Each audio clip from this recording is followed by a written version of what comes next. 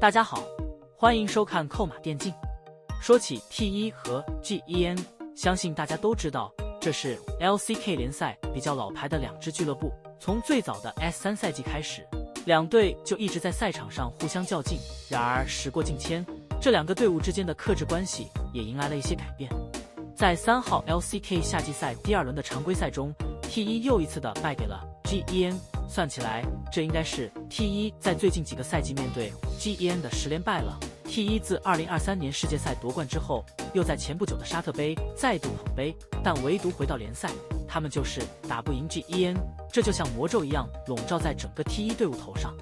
然而，这场看起来很普通的常规赛，却因为比赛间隙 Faker 的一个举动引发巨大关注。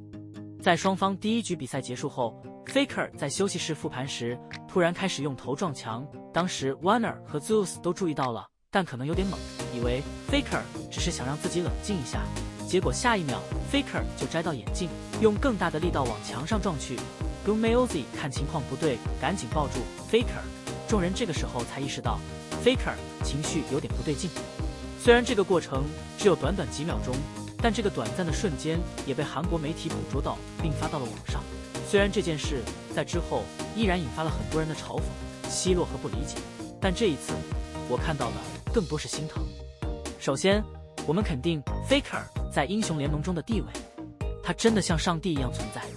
他不仅技术娴熟，而且在这样的环境下，他可以取得这样的成就。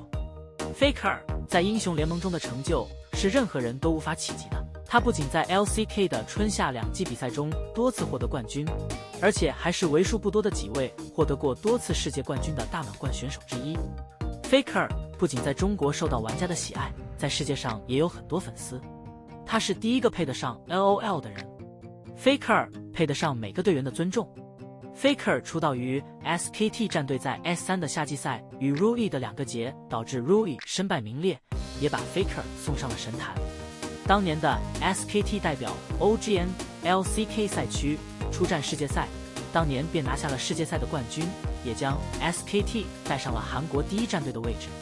虽然 S4 落寞了1年，但是在 S5 重整再来的 SKT 又在那一年拿到了 Faker 的第2座世界赛冠军奖杯，并在 S6 将这一荣耀再度延续下去。即使在 S7 的 SKT 也打到了世界赛的总决赛，凭借荣耀也是当之无愧的第1人。Faker 永远是韩国赛区坐在王座中心的人，即使强如 LCK 赛区这么多天赋异禀的选手，但是王座中央坐的永远都会是 Faker。Faker 自从带领 SKT 拿到 S3 的冠军之后，就是韩国赛区全明星中单位的不二人选，永远谦逊，永远保持最佳的状态，永远努力，是 Faker 成为现在的 Faker 的原因。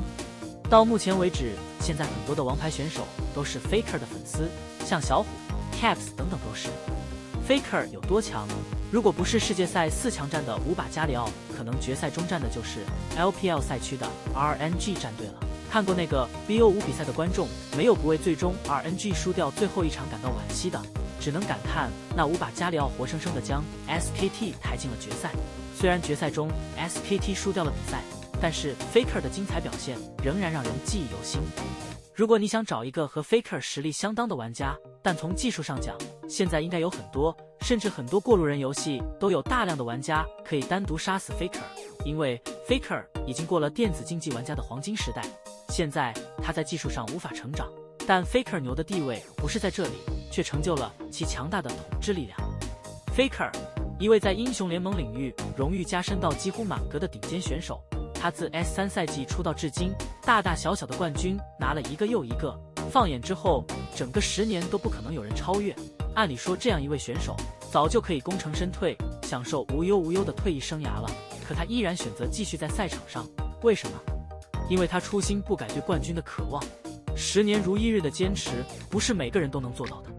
有些人拿了一个 S 赛冠军后，尾巴早已翘上天，甚至有人没有任何荣誉可言，却也成为人们口中的冠军选手。唯有 Faker 在夺冠了一次又一次后，依然在奋力往上攀登。英雄联盟有 Faker 是幸运的，这句话并非随便说说而已。可能常人很难理解 Faker 这种类似自残式的方式，但很多时候，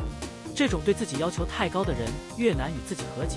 这往往意味着自己要承受常人难以想象的压力，尤其是在队伍状态不佳，更屡次输给同一个对手的情况下，紧绷的那根弦最终因为自己在比赛中的一些失误彻底爆发。他难以原谅自己的失误，更加难以接受自己因为年龄的上升，状态出现了不可逆下滑的这一事实。作为一个电竞行业的观察者，我个人是极少表露对某些队伍或者某些选手的喜欢的，但对于 Faker 这人，从 S3 他出道至今，我说不出一个不字，因为他自始至终一直在践行职业选手这个4个字所承载的重量。尝试着和自己和解吧。对于如今的 Faker 来说，我能给出的评论只有这一句话，因为他已经很出色了。尝试着去放弃那些偏执的想法，或许人也会变得轻松一些。我们听过太多勇者在低谷去翻越一座一座高峰的故事，可是啊，你已经是高峰了，李相赫。好了，以上就是本期的全部内容。你们对于 Faker 这一做法有什么想说的呢？大家有什么想说的？